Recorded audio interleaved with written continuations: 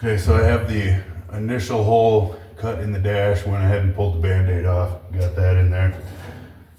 Got a section of pipe, and this is gonna represent our steering column. This is 2 1/4, the column's only 2 inches. So I'll end up using this for my location on the bottom and the clamp through the firewall, and I might also use it as part of my fabrication to attach it up here in the dash. Right now, put the pipe in, that ain't gonna work. So, got the die grinder out. I'm gonna slowly carve into this upper area till we get this at the angle that we want. Carve away anything I need of the stamp structure on the bottom of the dash to get this through where I want. Line it up. We'll get the hole down here in the floor for it to come through and connect to the steering rack. And then I will figure out what we are going to weld to repair this lower frame structure and give us some type of U-bolt connection up here so that this is removable. And at the same time, if you look at the steering column, there is the big group of wires and stuff that comes off the side for the signals, the hazards, paddle shifters, all of that stuff.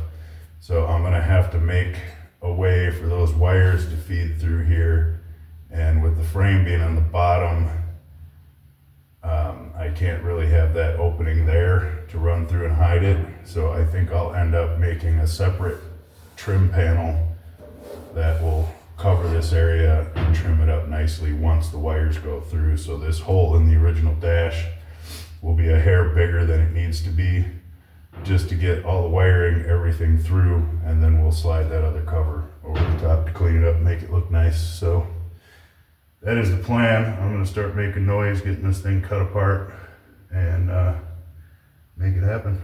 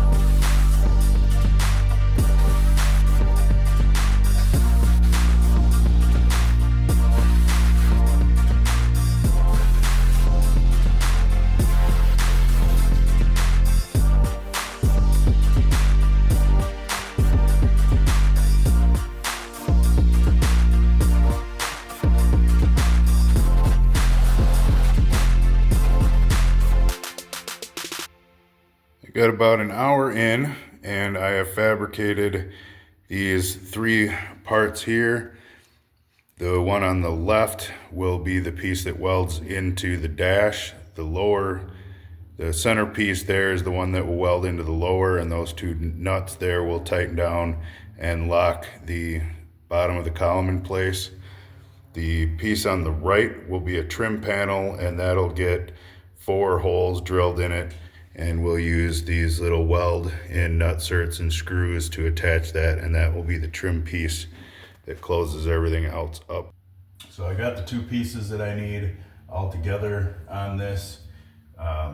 Pretty much centered where I want it, and pretty much centered where I want it down there. So I'm gonna go ahead, get the welder out, make a few tacks around the outside edge of the upper and lower pieces that I made here. And then get them good and solid so they won't move. Then I'm going to pull this center tube out, get these welded in nice and strong, cleaned up, and then we will deal with what we're going to do up here for fastening and tighten that column in so it's good and solid.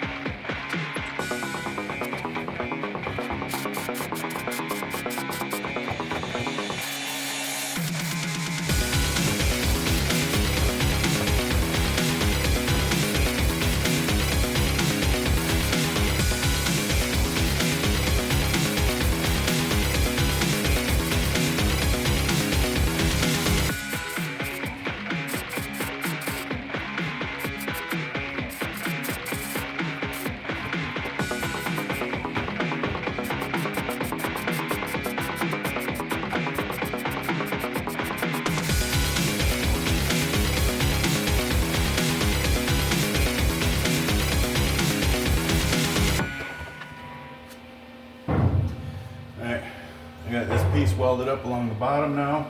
This is all welded up, ready to be cleaned. I'm gonna get the die grinder out, make my little notch here, and then I'll start fitting the trim plate to go on the front.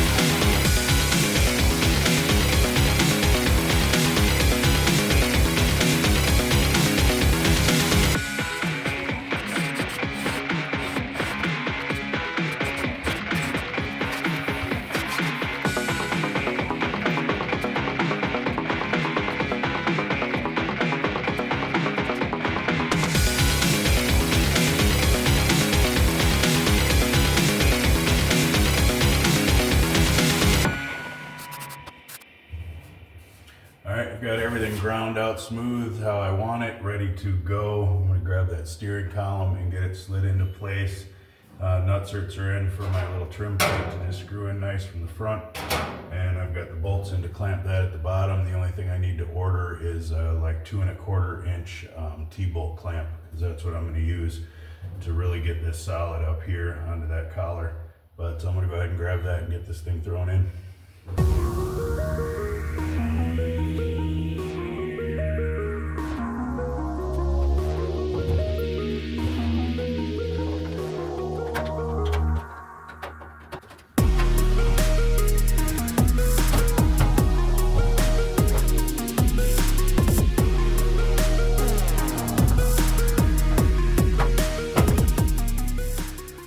Steering wheel is installed. I've got the little trim plate on there. I did end up changing the plan a little bit. We had to drop the steering wheel down about 1.5 inches from where I was originally going to put it. But now she fits in there perfect. The steering wheel is in the same location as it was in the picture that I've got with the customer sitting in his chair holding it. So one more thing off of the list, we'll get that done. We are waiting for brake parts, which I just got ordered to come in to get the pedal and the booster and that on. He is coming back tomorrow, and I'd like to have him sit in here. So if you look or remember, there is a nice bracket under here and a nice big bracket under here that the seats can bolt to. So he brought me a set of seats that he had in the other truck. These are not the ones we're going to be using, but they're very similar. Same sliders, same design, same measurements, everything. Just a little larger bolsters and a different design for this truck. But he's got these really nice pedestal mounts. And I think what the plan is going to be right now, I'm going to take these pedestals off. We're going to keep the angle on them and everything. I'm just going to cut like 3 inches out of the front and rear of this thing and collapse it and just drop this pedestal down so it's a little lower to the floor. Have him test it out tomorrow. I'll just have him tacked together. Then he can sit in it, see if that's where he wants it, if we need it a little lower, a little higher, whatever. And then we'll be all set for that. He is bringing the other seat so we can get both of those in, mounted into the cab. And then that will tell me what kind of room we have left in the center here to start getting the center console built.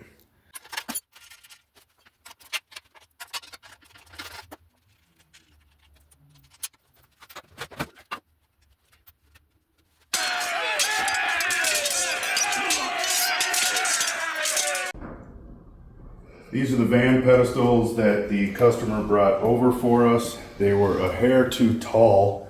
I had him come over for a fitment. We put them on some 2x4s and blocks sitting in the seat and figured out what height we wanted these things to be at. So I cut the entire thing apart, took 2 inches out of each side. And this one I did it right in the gap, worked out nice, lined back up. Same thing on this side. And I'm gonna go ahead and bolt this onto the seat and make sure it feels proper. Alright, I've got the seat mounted in here. It feels really comfortable. I think I have a pretty good view of everything while I'm sitting in it right now, it's as far back as it'll go. I'm pretty tall, so it'll fit most people, and it's far enough away from the door area here that I should be able to move the seat all the way forward without worrying about door issues. Because if you've ever dealt with one of these cabs before, a little hard to tell with the plastic here, you lose about 4 to 5 inches of cab from the front to the back. Let's go ahead, get the other pedestal chopped down, and I can start making the C-channel brackets to mount them to the floor and just keep on rolling. By the time we get the seats mounted and some of the interior stuff planned out, we should have the other passenger side fender here, and then we can keep on rolling with fitment on this, because damn, we've got some work to do.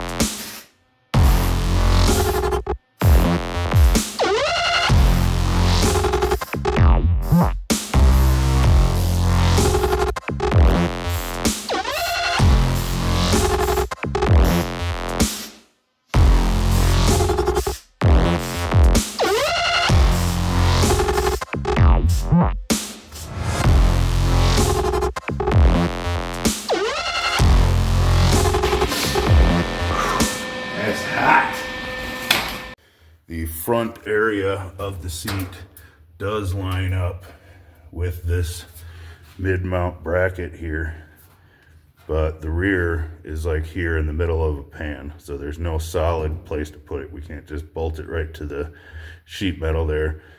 Back here, however, is a really nice freaking solid piece of structure. So I'm going to make a bracket that runs across here, front to back. They're about 20 inches long on each side, look really similar to what we put under the floor here. And then I'll weld some studs or nut certs or something in that we can just quickly, easily bolt these seat pedestals to.